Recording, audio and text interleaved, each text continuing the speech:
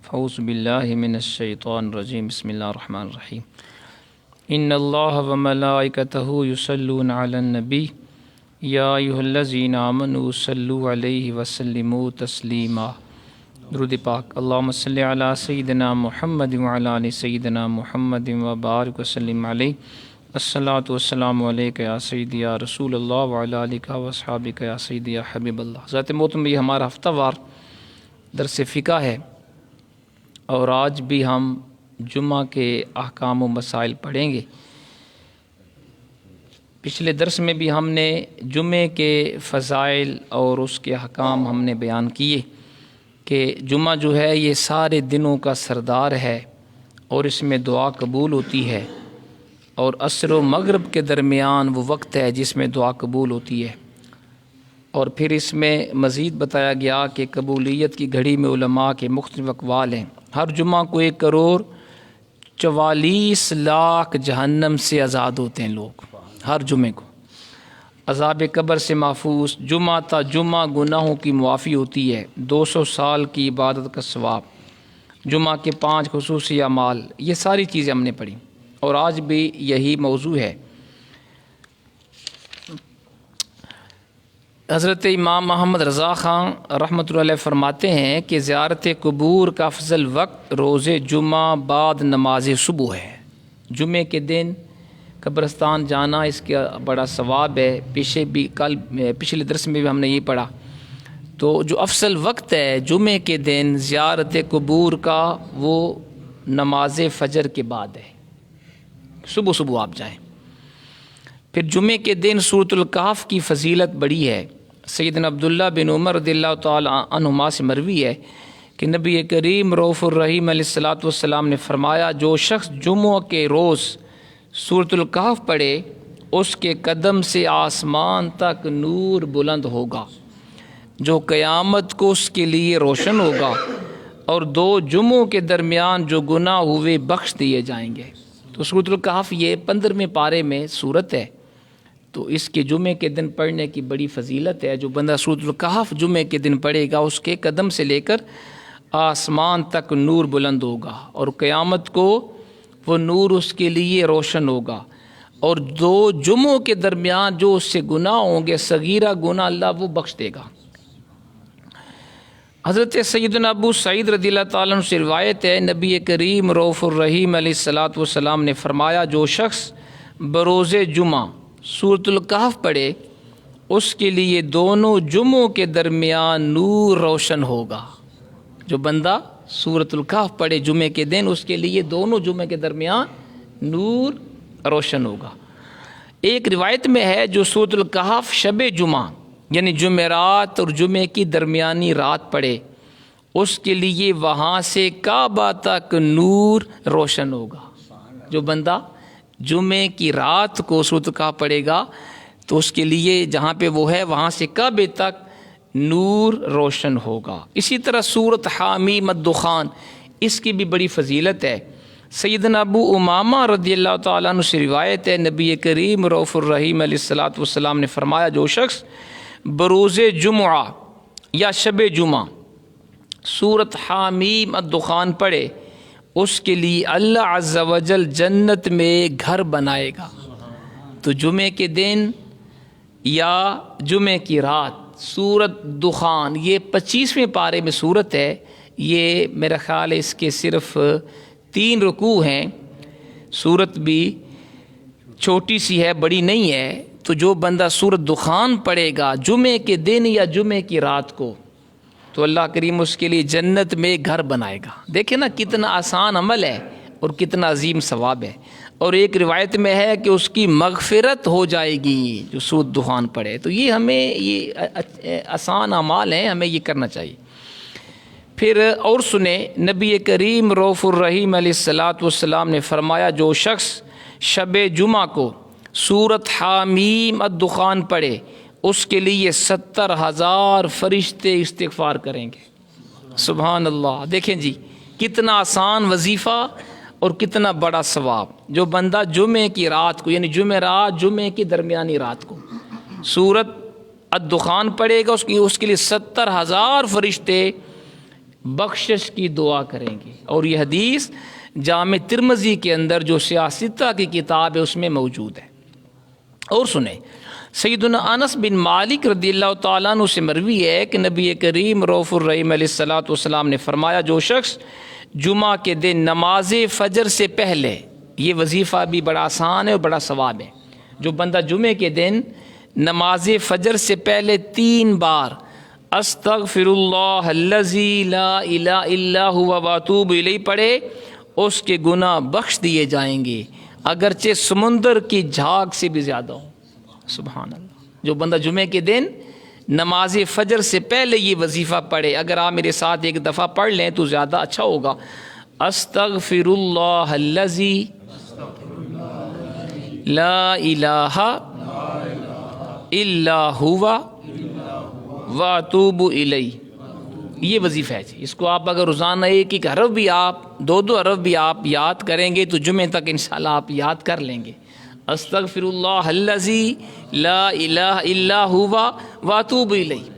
جو بندہ جمعے کے دن فجر کی نماز سے پہلے یہ عمل کرے تو اللہ اس کے گناہ بخش دے گا اگرچہ سمندر کی جھاگ سے بھی زیادہ ہوں. سبحان اللہ. اب جناب سنیں کہ نماز جمعے کی بات کے مسائل کیا ہیں. اللہ کریم نے سورۃ الجمعہ میں فرمایا آیت نمبر 10 میں فَإِذَا قُضِيَتِ الصَّلَاةُ فَانتَشِرُوا فِي الْأَرْضِ وَابْتَغُوا مِنْ فَضْلِ اللَّهِ وَاذْكُرُوا اللَّهَ كَثِيرًا لَعَلَّكُمْ تُفْلِحُونَ. جب نماز جمعہ ہو چکے تو زمین میں پھیل جاؤ اور اللہ کا فضل تلاش کرو اور اللہ کو بہت یاد کرو اس امید پر کہ فلاح پاؤ. اب حضرت صدر الفاضل سید نعیم الدین مراد بادی رحمۃ اللہ علیہ آپ نے اس آیت کی تفسیر میں تفسیر خزائن العرفان میں لکھا ہے کہ اب یعنی نماز جمعہ کے بعد تمہارے لیے جائز ہے کہ معاش کے کاموں میں مشغول ہو. یعنی اس کے حلال کمانا. دیکھیں اسلام کے اندر جمعے کے دن بھی چھٹی نہیں ہے، صرف نماز کے وقت کے بارے میں ہے کہ نماز جب اذان پہلی ہو جس وقت سے لے کر جمعے پڑھنے تک سب کام چھوڑ دو. اس سے پہلے بھی رزق حلال کمانا جائز اور جمعے کی نماز کے بعد بھی رزق حلال کمانا جائز ہے. سارا دن سو کے گزارنا، فلمیں ڈرامے دیکھنا، یہ اسلام نے اس کو پسند نہیں کیا. تو قرآن کی آیت ہے کہ جب تم نماز جمعہ پڑھ لو تو رزق حلال کی تلاش میں نکل جاؤ. پھر آپ نے لکھا کہ یا طلب علم یا عیادت مریض یا شرکت جنازہ یا زیارت علماء یا اس کے مثل کاموں میں مشغول ہو کے نیکیاں حاصل کرو. یعنی نماز جمعہ کے بعد سو نہ جاؤ یا نماز جمعہ کے بعد فلمیں ڈرامے یا ناچ گانے دیکھنے میں وقت ضائع نہ کرو. نماز جمعہ کے بعد رزق حلال کمانے کے لیے نکل جاؤ یا علم دین حاصل کرنے کے لیے یا کسی بیمار کی بیمار پرسی کے لیے یا جنازے میں شرکت کے لیے یا علماء حق کی زیارت کے لیے. یہ سب کام کرنے جائز ہیں. اب جناب سنیں کہ مجلس علم میں شرکت اس کے بارے میں کہ نماز جمعہ کے بعد مجلس علم میں شرکت کرنا مستحب ہے، علم دین سیکھنے میں جانا.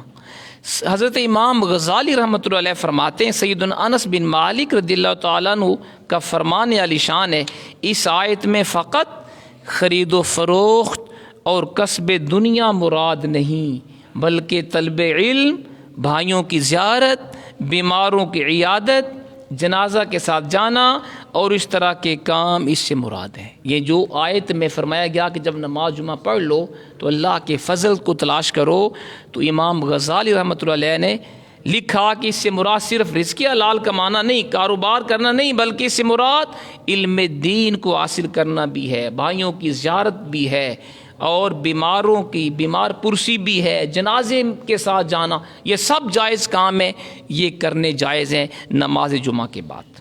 اب جناب سنیں کہ نماز جمعہ واجب ہونے کی 11 شرطیں ہیں جی. نماز جمعہ واجب ہونے کی کتنی؟ 11 شرطیں ہیں. ان میں سے ایک بھی اگر کم ہو تو جمعہ فرض نہیں. پھر بھی اگر کسی نے پڑھ لیا تو اس کا جمعہ ہو جائے گا. بلکہ عاقل بالغ کے لیے جمعہ پڑھنا افضل ہے. نابالغ نے جمعہ پڑھا تو نفل ہے کہ اس پہ نماز فرض نہیں، لہٰذا چھوٹے بچے پر جو بالغ نہیں اس پہ جمعہ بھی فرض نہیں ہے.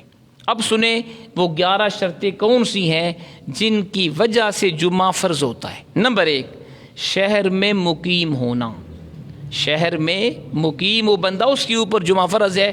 چھوٹا اگر گاؤں ہے، شہر نہیں ہے، تو اس پہ جمعہ فرض نہیں ہے۔ نمبر 2، صحت یعنی تندرست ہونا۔ مریض پہ جمعہ فرض نہیں۔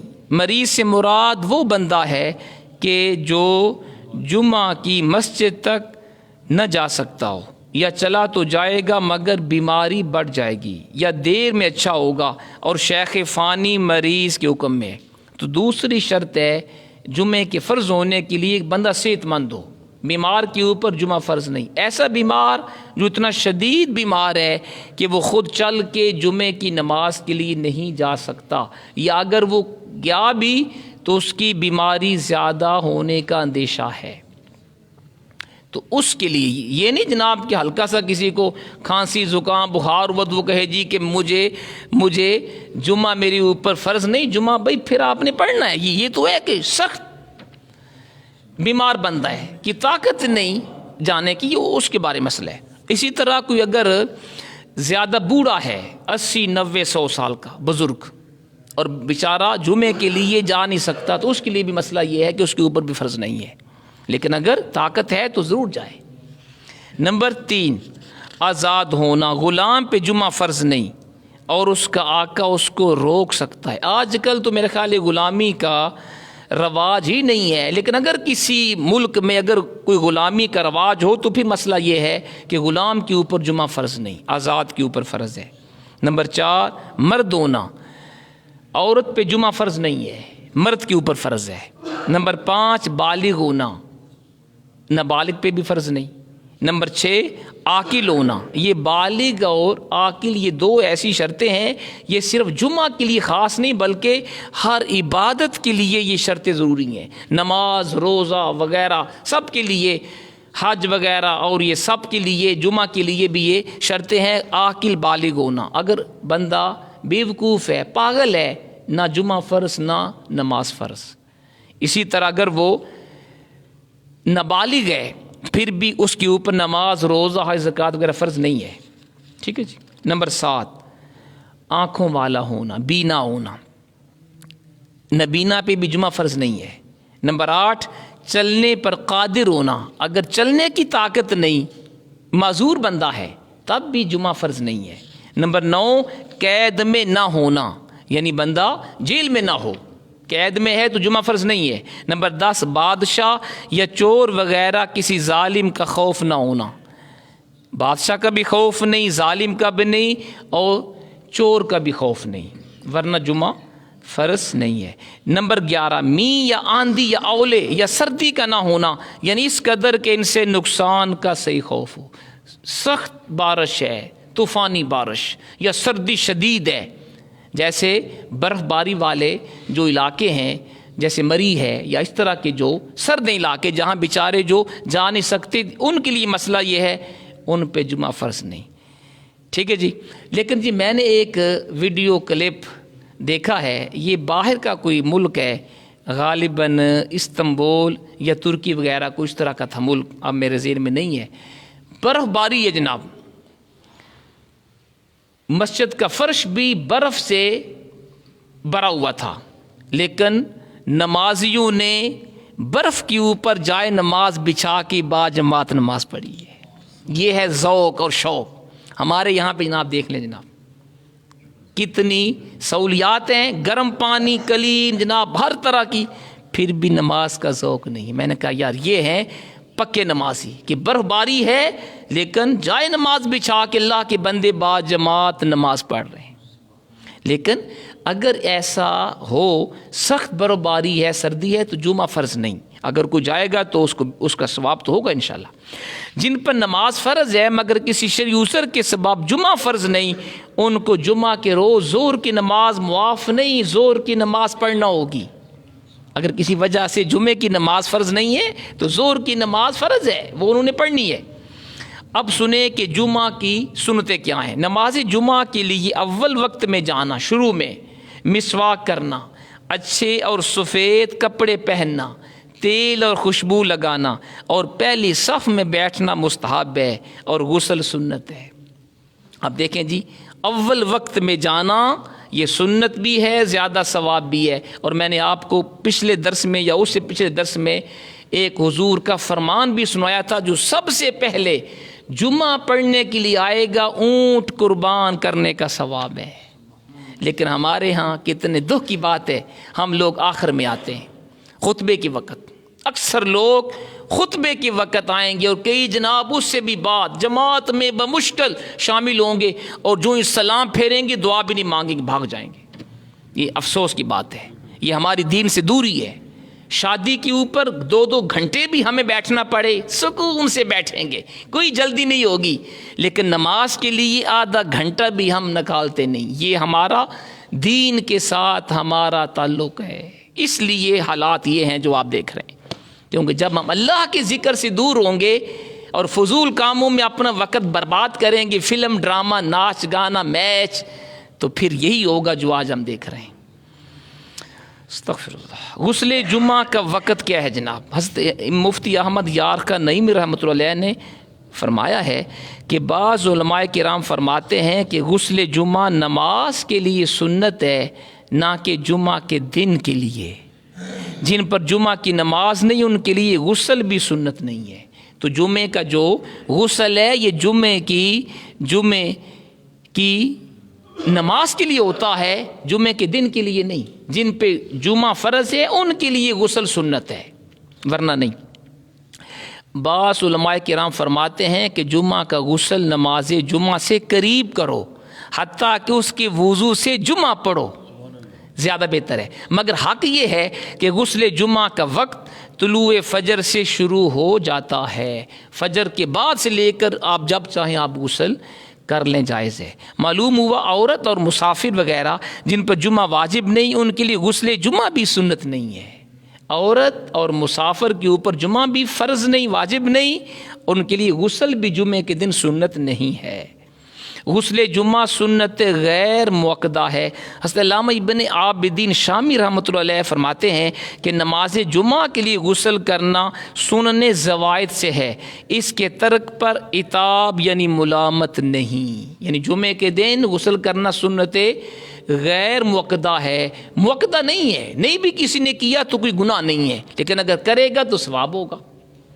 اب جناب سنیں کہ خطبہ میں امام کے قریب بیٹھنے کی فضیلت کیا ہے۔ سیدنا سمرہ بن جندب رضی اللہ تعالی عنہ سے مروی ہے، نبی پاک علیہ الصلوۃ والسلام نے فرمایا، حاضر رہو خطبہ کے وقت اور امام سے قریب رہو، اس لیے کہ آدمی جس قدر دور رہے گا اسی قدر جنت میں پیچھے رہے گا۔ استغفر اللہ۔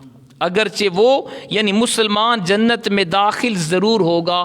سنن ابو داؤد شریف کے اندر یہ حدیث پاک موجود ہے۔ اس سے پتہ چلا کہ جمعے کے وقت امام کے قریب بیٹھنا چاہیے، پہلی صف میں۔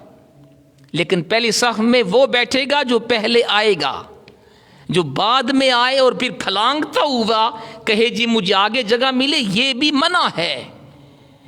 پھلانگ کے آگے آنا جائز نہیں ہے، جو بعد میں آئے پھر وہ پیچھے ہی بیٹھے، لیکن جو پہلے آئے اس کو چاہیے کہ پہلی صف میں بیٹھے، کیونکہ حضور کا ارشاد ہے کہ خطبہ کے وقت امام کے قریب رہو، کیونکہ جو آدمی جتنا امام سے دور ہوگا جمعے کے دن وہ جنت میں بھی پیچھے ہوگا۔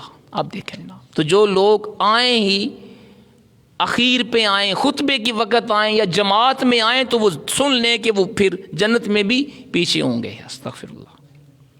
جو جمعہ کے دن کلام کرے جبکہ امام خطبہ دے رہا ہو، اس کی مثال اس گدھے جیسی ہے جو بوجھ اٹھائے ہو۔ استغفر اللہ۔ اور اس وقت جو کوئی اپنے ساتھی سے یہ کہے چپ رہو، اسے جمعہ کا ثواب نہیں ملے گا۔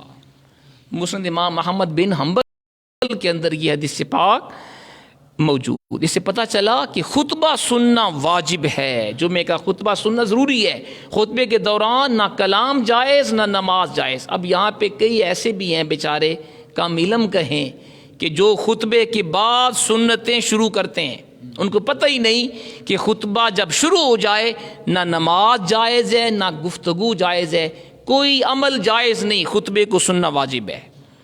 کیونکہ یہ بتایا گیا حدیث پاک ہے یہ کہ جو بندہ جمعے کے دن کلام کرے خطبے کے وقت، امام خطبہ دے رہا ہے اور کوئی بندہ کلام کر رہا ہے، باتیں کر رہے ہیں، تو فرمایا وہ گدھے کی طرح ہے جو بوجھ اٹھائے ہوئے کھڑا ہے، یعنی اس کو ثواب نہیں ہوگا۔ جی ہاں جی اور جو بندہ کسی کو یہ کہے بھائی خاموش ہو جاؤ، اس کو بھی جمعے کا ثواب نہیں، یعنی کسی کو خاموش کہنا بھی جائز نہیں، اتنی بات بھی خطبے کے وقت جائز نہیں ہے۔ جب خطبہ شروع ہو بس خلاص خاموشی سے سنو۔ جو چیزیں نماز میں حرام ہیں، مثلا کھانا پینا، سلام جواب دینا، یہ ساری چیزیں خطبے کی حالت میں بھی حرام ہیں۔ ہم میں سے اکثر کو پتہ نہیں جناب، خطبے کے دوران لوگ جب، کیونکہ خطبہ جو ہوتا ہے وہ باہر کا جو ہے اسپیکر مائک، اس کے اوپر عام طور پہ خطبہ ہوتا ہے تاکہ جو ابھی تک تشریف نہیں لائے وہ بھی سن لیں کہ اب ہم تشریف لے آئیں۔ اس لیے تو جہاں تک آواز جائے اسپیکر کی، جو سنے اس کے اوپر بھی یہی ہے مسئلہ کہ وہ خاموش ہو کے سنے، گفتگو حرام ہے۔ یہاں تک کہ نیکی کی دعوت دینا بھی جائز نہیں خطبے کے وقت۔ ہاں خطیب نیکی کی دعوت دے سکتا ہے، جب خطبہ پڑھے تو تمام حاضرین پر سننا اور چپ رہنا فرض ہے۔ خطبے کو خاموشی سے سننا فرض ہے، یعنی واجب سے بھی زیادہ اہم ہے۔ جو لوگ امام سے دور ہوں کہ خطبہ کی آواز ان تک نہیں پہنچتی، انہیں بھی چپ رہنا واجب ہے۔ دیکھ لیں جی، یعنی آواز اگرچہ نہیں پہنچ رہی لیکن یہ پتہ ہے کہ اس وقت خطبہ جاری ہے، پھر بھی خاموش رہیں۔ اگر کسی کو بری بات کرتے دیکھے تو ہاتھ یا سر کے اشارے سے منع کر سکتے ہیں، زبان سے ناجائز ہے۔ خطبہ سننے والا درود پاک بھی نہیں پڑھ سکتا۔ نبی پاک علیہ الصلوۃ والسلام کا نام پاک اگر خطیب نے لیا خطبے کے اندر تو حاضرین دل میں درود پڑھیں۔ دیکھیں جی اتنا اہم ہے کہ اس وقت خطبے کے وقت اونچی آواز میں درود بھی نہیں پڑھنا جائز، زبان سے پڑھنے کی اس وقت خطبے کے وقت اجازت نہیں۔ یوں ہی صحابہ کرام کے ذکر پاک پر اس وقت رضی اللہ تعالی عنہم زبان سے کہنا جائز نہیں ہے۔ تو اگر بھئی حضور کی ذات پہ درود پڑھنا جائز نہیں خطبے کے وقت، تو دنیا کی باتیں کرنا کیسے جائز ہوگا؟ اس کے اوپر بھی آپ اس کو قیاس کر سکتے ہیں۔ خطبہ جمعہ کے علاوہ اور خطبوں کا سننا بھی واجب ہے، مثلا خطبہ عیدین اور نکاح وغیرہ۔ یہ صرف جمعے کا جو خطبہ وہ نہیں ہے، عیدین کا خطبہ ہو، نکاح کا خطبہ ہو، یہ بھی واجب ہے۔ اب نکاح کے وقت تو میرے خیال اکثر لوگ نہیں سنتے جناب، اکثر آپ جا کے دیکھ لیں میرج ہالوں میں جو نکاح ہوتے ہیں، کوئی ہوگا اللہ کا بندہ جو اس وقت سنے، ورنہ لوگ آپس میں گفتگو ہنسی مذاق سب پتہ ہی نہیں جناب کہ خطبہ نکاح کا ہو وہ بھی واجب ہے سننا، عیدوں کا وہ بھی واجب ہے، جمعے کا تو زیادہ، اس سے بھی زیادہ اہم ہے۔ اب سنیں جی، پہلی اذان کے ہوتے ہی کاروبار اس کے بعد کرنا منع ہے۔ پہلی اذان کے ہوتے ہی نماز جمعہ کے لیے جانے کی کوشش کرنا واجب ہے، وہیں پہ کام کاج چھوڑ دو، اور بیع یعنی خرید و فروخت وغیرہ ان چیزوں کا جو سائی یعنی کوشش کے منافع چھوڑ دینا واجب ہے۔ جب پہلی اذان ہو اس وقت ہر کام منع، ہر کام چھوڑ دو اور فوراً تیاری کر کے غسل وغیرہ اچھے کپڑے پہن کے جمعے کے لیے آ جاؤ۔ یہاں تک کہ راستہ چلتے ہوئے اگر خرید و فروخت کی تو یہ بھی ناجائز، اور مسجد میں خرید و فروخت تو سخت گناہ ہے۔ اور کھانا کھا رہا تھا، اگر اذان جمعہ کی آواز آئی، اگر یہ اندیشہ ہو کہ کھائے گا تو جمعہ فوت ہو جائے گا تو کھانا چھوڑ دے اور جمعہ کو جائے، جمعہ کے لیے اطمینان و وقار کے ساتھ جائے۔ اب دیکھیں جی اتنا تاکید ہے کہ جو ہی پہلی اذان ہوئی تو ہر قسم کا کام وغیرہ منع ہو گیا، خرید و فروخت بھی منع، لین دین بھی منع، اور اگر کھانا وہ بندہ کھا رہا تھا پہلے سے تو جلدی کھا کے وہ شامل ہو جائے۔ لیکن اگر پتہ ہے کہ میں نے کھانا اتنا سلو کھانا ہے کہ جمعے کی نماز فوت ہو جائے گی، پھر کھانا چھوڑ دے۔ آج کل میں دین سے دوری کا دور ہے، لوگ دیگر عبادات کی طرح خطبہ سننے جیسی عظیم عبادت میں بھی غلطیاں کر کے کئی گناہوں کا ارتکاب کرتے ہیں۔ لہٰذا ہر جمعے کو امام صاحب کو چاہیے کہ وہ خطبے سے پہلے یہ مسئلہ بتا دیا کریں کہ بھئی خطبے کے دوران گفتگو کرنا، نماز وغیرہ منع ہے، خاموشی سے سنو۔ انشاءاللہ میں نے ویسے یہ مسئلہ کئی دفعہ پہلے بھی بتایا ہوا ہے کہ یار خطبے کی وقت نماز نہ پڑھا کرو، گفتگو نہ کیا کرو۔ ہاں جی، لیکن پھر بھی کئی لوگ اللہ کے بندے نہیں مانتے۔ حدیث پاک میں ہے جی، جس نے جمعہ کے دن لوگوں کی گردنیں پھلانگی اس نے جہنم کی طرف پل بنایا۔ جامع ترمذی کے اندر یہ حدیث پاک، استغفر اللہ، جو جمعے کے دن گردنیں پھلانگ کی آیا بعد میں اور پھر کوشش کی کہ میں پہلی صف میں جا کے بیٹھوں، وہ سن لے، وہ ایسے ہے کہ اس نے جہنم کی طرف پل بنایا جو گردنیں پھلانگ کے آگے آیا۔ اس کے ایک معنی یہ بھی ہے کہ اس پر چڑھ کر لوگ جہنم میں داخل ہوں گے، استغفر اللہ۔ خطیب کی طرف منہ کر کے بیٹھنا سنت صحابہ ہے جمعے کے دن۔ بزرگان دین رحمہم اللہ فرماتے ہیں دوزانو بیٹھ کر خطبہ سنیں اتحیات کی طرح۔ پہلے خطبے میں ہاتھ باندھے، ٹھیک ہے، دوسرے میں زانو پر ہاتھ رکھے تو انشاءاللہ 2 رکعت کا ثواب ملے گا، ٹھیک ہے جی۔ اعلیٰ حضرت امام محمد رضا خان رحمۃ اللہ علیہ فرماتے ہیں خطبے میں نبی پاک علیہ الصلاۃ والسلام کا نام پاک سن کر دل میں درود پڑھیں کہ زبان سے سکوت یعنی خاموشی فرض ہے۔ خطبے میں زبان سے درود بھی پڑھنا جائز نہیں ہے۔ در مختار میں ہے خطبہ میں کھانا پینا کلام کرنا، اگرچہ سبحان اللہ کہنا، سلام کا جواب دینا یا نیکی کی بات بتانا حرام ہے۔ سبحان اللہ بھی نہیں کہنا جائز، نیکی کی دعوت بھی نہیں، نماز بھی نہیں جائز، تو دنیا کی گفتگو کیسے جائز ہوگی خطبے کے اندر؟ اعلیٰ حضرت رحمۃ اللہ علیہ فرماتے ہیں بحالت خطبہ چلنا حرام ہے، خطبے کے وقت چلنا بھی منع ہے۔ یہاں تک کہ علماء کرام فرماتے ہیں اگر ایسے وقت آیا کہ خطبہ شروع ہو گیا تو مسجد میں جہاں تک پہنچا وہیں رک جائے، آگے نہ بڑھے کہ یہ عمل ہوگا اور حال خطبہ میں کوئی عمل جائز نہیں۔ دیکھیں کتنا مسئلہ اہم ہے۔ اگر بندہ بعد میں آیا اور خطبہ جمعہ شروع ہے تو جہاں وہ پہنچا وہیں بیٹھ جائے، آگے بھی نہ آئے۔ اعلیٰ حضرت رحمۃ اللہ علیہ فرماتے ہیں خطبہ میں کسی طرف گردن پھیر کر دیکھنا بھی حرام ہے۔ ایسے جناب آگے پیچھے کون آیا ہے کون گیا ہے تو گردن پھیر کے دیکھنا بھی حرام ہے۔ باجی ایک آخری بات ہے جی کہ جمعہ کی امامت کا ایک اہم مسئلہ سن لیں، اس کے بعد دعا کرتے ہیں۔ ایک بہت ضروری امر جس کی طرف عوام کی بالکل توجہ نہیں وہ یہ ہے کہ جمعہ کو اور نمازوں کی طرح عوام نے سمجھ رکھا ہے۔ جس نے چاہا نیا جمعہ قائم کر لیا، جہاں چاہا وہاں جمعہ کو شروع کر لیا، اور جس نے چاہا جمعہ پڑھا دیا، یہ ناجائز ہے۔ یعنی ہر جگہ جمعہ قائم کرنا بھی جائز نہیں اور ہر بندے کے لیے جمعہ پڑھانا بھی جائز نہیں، اس لیے کہ جمعہ قائم کرنا بادشاہ اسلام یا اس کے نائب کا کام ہے، اور جہاں اسلامی سلطنت نہ ہو وہاں جو سب سے بڑا فقیہ یعنی عالم سنی صحیح العقیدہ ہو وہ احکام شریعہ جاری کرنے میں سلطان اسلام کا قائم مقام ہے، لہذا وہی جمعہ قائم کرے، بغیر اس کی اجازت کے جمعہ نہیں ہو سکتا، اور یہ بھی نہ ہو تو عام لوگ جس کو امام بنائیں۔ ان مسئلہ یہ ہے کہ اگر اسلامی حکومت ہو تو پھر جو امام ہوگا، جو صدر ہو یا وزیر اعظم ہو، اس کا کام ہے جمعہ کے پڑھائے۔ یہاں تو جناب جس کو دعائے قنوت نہ آتی ہو، ایسے بھی وزیر ہیں دعائے قنوت نہیں آتی، بسم اللہ نہیں آئی، کل واللہ نہیں آئی، ہاں جی یہ باتیں بالکل ٹھیک ہیں۔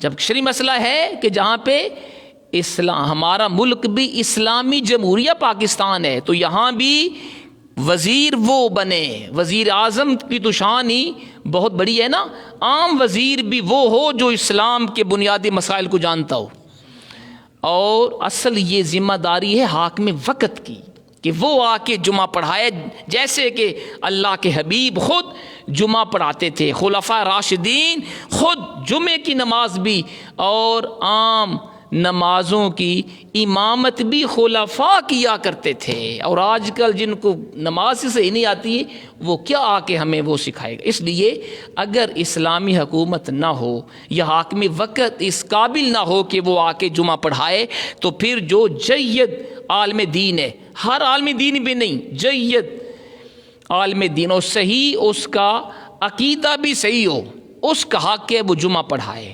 اور اگر وہ بھی نہ ہو تو پھر جس امام کو اہل محلہ مقرر کریں پھر وہ جمعے کی نماز پڑھائے۔ عالم کے ہوتے ہوئے عوام بطور خود کسی کو امام نہیں بنا سکتے، نہ یہ ہو سکتا ہے کہ 2-4 شخص کسی کو امام مقرر کر لیں، ایسا جمعہ ثابت نہیں ہے۔ تو اس سے پتہ چلا ہر ایرے غیرے کو جمعے کے لیے آگے کھڑا نہیں کرنا چاہیے، امام وہ صحیح ہو، جید ہو، اس کا حق کہ وہ جمعہ کی نماز پڑھائے۔ اللہ ہمیں عمل کی توفیق عطا فرمائے۔ آج ہم نے اللہ کی توفیق سے جمعے کے مسائل ہم نے مکمل کر لیے ہیں۔ کسی کے ذہن میں اگر کوئی سوال ہو یا